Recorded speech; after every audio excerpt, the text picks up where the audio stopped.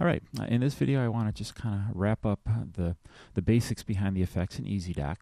Already I've shown you a little bit about how to get to the effects page and how to import the effects from one aircraft to another. So I'll do that one more time just to kind of review here. I've created a file with the effects that I've saved for this particular aircraft, but I'll bring them back in just to show you how to do it. And like I said in the previous video, you have to save a file for each of these different effects. And then, of course, once you've got them done for one airplane, you can probably start with the same effects for another one and get very close to where you want to be. Every airplane is going to be a little bit different, of course. If you're going to be flying a bush plane on a grass strip, of course, you're going to want to have that little bumpy look or feel to it. But if you're going to be flying a jetliner on a long, smooth runway, then of course that's going to be totally different. Now, one thing about these effects, of course, is that they are specific to this particular view. Now, if I go to another view, like this pilot landing view, it just kind of shifts my sight up just a little bit and brings me a little bit more forward, a little bit easier for landing. I'll have to go ahead and import all these again.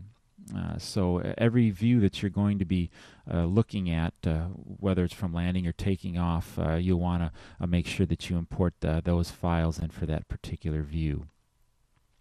The one difference is that these dynamic head movement effects in this part of it, which I said earlier I really don't touch, don't change from view to view, but the main level does. So if in one aircraft or in one view you want to have a little bit different effect, you can adjust this level here per view, but the actual effects in here won't change. But if you're not going to tweak these, then it really doesn't make any difference anyways. So anyways, I've got my effects imported the way I like, and in this particular case I'm just going to make one landing with the effects as they would be on a calm day. Right now the weather is just set to clear skies, obviously, and I don't think there's any wind set into this at all. But I'll just show you how that dynamic head movement effect is going to change with the winds. So with this landing, like I said, it'll be just a landing under relatively calm conditions.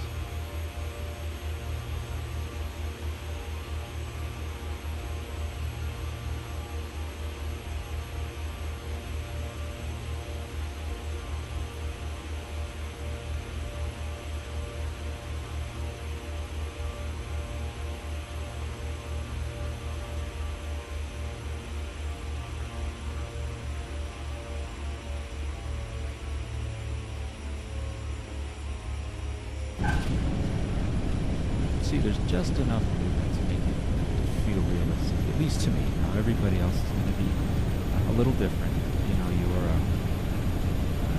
Your idea of what's too bumpy or too smooth, of course, is going to be different than mine for any given airplane. So that's why I'm showing you how to make these changes. But for me, this particular combination of effects seems to work pretty well, at least for this airplane. So there's my 800 feet. Power back, nose over, go into the slew mode, twist around, come back, look at those vast. There's my red over white. Now on this one more landing here I'll do for you, I'm going to change the weather, and you'll see that that dynamic head movement effect is going to change. Now all I'm going to do is just bring the wind speed up to heavy. I think it'll end up being 24 to 29 knots gusting to. So it's a pretty steady wind. A 5-knot gust or so isn't really that big a deal.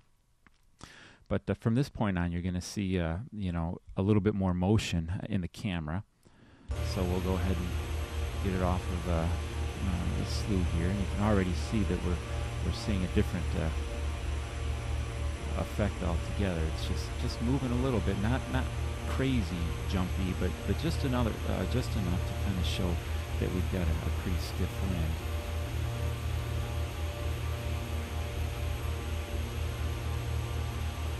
So far it looks pretty realistic. I mean, with the wind coming from my right, it's almost a direct crosswind. blowing pretty steady. It's not going to be, really super, super bumpy, but enough. So now we'll just kind of get our nose over, get that right one a little bit for the crosswind. Let's see if we can get a nice touchdown. Not too bad. So those particular settings seem to work pretty well for me. So hopefully you can get an idea of how to get into the settings. I've changed things around a bit for myself, and it seems to work pretty well. But just as an overview, don't be afraid to get into these settings and just kind of experiment a little bit. Like I said, there's no reason to get into these all these little different parameters. I know it's kind of intimidating the first time you look at it.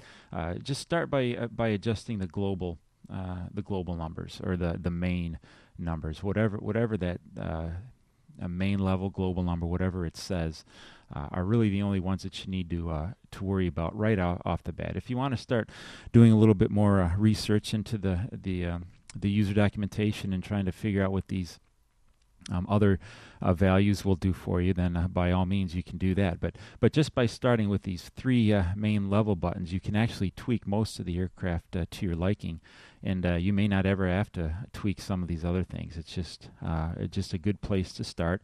And like I said, come up with a technique that works. A takeoff and landing technique that I use seems to work very well. It goes rather quickly, and I can change these effects pretty easily, and then almost get an immediate response back from them just by doing my little takeoff and landing technique.